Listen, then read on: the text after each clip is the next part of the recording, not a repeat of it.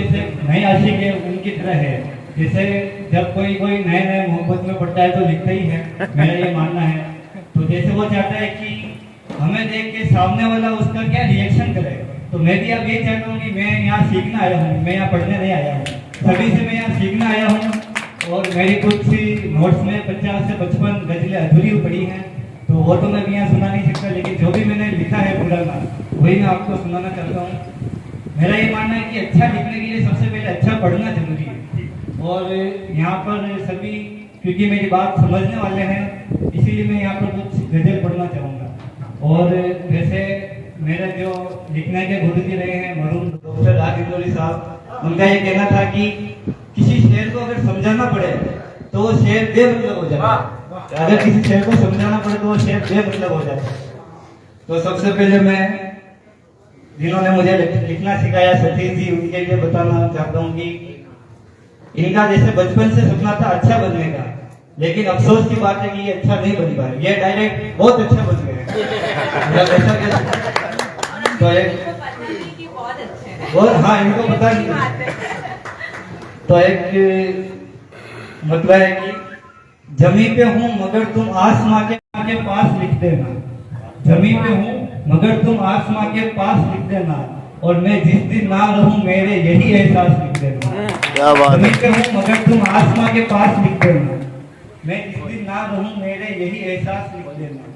और फिर सर के लिए शेर है कि मुकम्मल हो कभी जो घर लिखी कोई गजल मेरी, मुकम्मल हो कभी जो घर लिखी कोई गजल मेरी, गजल में मक्ता लिख देना और उसी में आस लिख देना, गजल में मक्ता लिख देना उसी में आस लिख देना।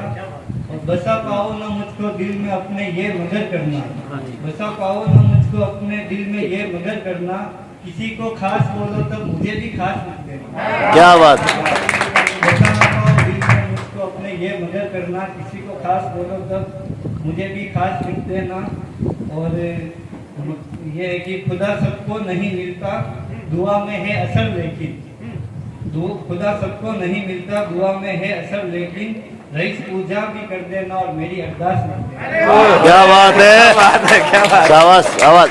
खुदा सबको नहीं मिलता दुआ में है असर, लेकिन खुदा सबको नहीं मिलता दुआ में है असर, लेकिन रईस पूजा भी कर देना और मेरी अरदास लिख देना। क्या ली। एक और गजल है, ये भी सुनिए। हकीकत इस जमाने में कभी बोली नहीं जाती, हकीकत इस जमाने में कभी बोली नहीं जाती, भलाई हो किसी की बात ये सोची नहीं जाती। पुराने लोग दुख में भी हमेशा साथ देते थे, पुराने लोग दुख में भी हमेशा साथ देते थे, खुशी हमसे किसी की अब मगर देखी नहीं जाती। क्या बात। लोग दुख में भी हमेशा साथ देते थे, खुशी हमसे किसी की अब मगर देखी नहीं जाती। और कमाते किस लिए हो तुम हमें इतना बता ही दो, कमाते किस लिए हो तुम हमें इतना बता ही दो, किसी मुखलिस के हिस्से में कोई पूंजी नहीं किसी मुखलिस के हिस्से में कोई पूंजी नहीं जाती। और मुनाफा हम कमा लेंगे जो ईमा से भटक जाए, मुनाफा हम कमा लेंगे जो ईमा से भटक जाए, मगर हमसे वतन की आप लोग बेची नहीं। ये मक्ता ये है कि शिकायत की मगर कासिद, कासिद मतलब खत लाने वाला डाकिया, शिकायत की मगर कासिद किसी की है कहाँ सुनता, शिकायत की मगर कासिद किसी की है कहाँ सुनता, रईस भेजी हुई रब को कोई चिट्ठी नहीं देता।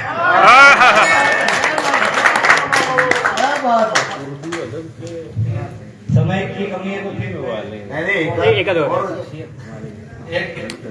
वैसे मैं कविता शायरी वगैरह सब लिखता हूँ, लेकिन गजल एक अंतिम गजल तजुर्बे जिंदगी में यूं सदा होते रहेंगे क्या, कि जिसको है जब चाहा उन्हें खोते रहेंगे क्या, कि जिसको है जब चाहा उन्हें खोते रहेंगे क्या।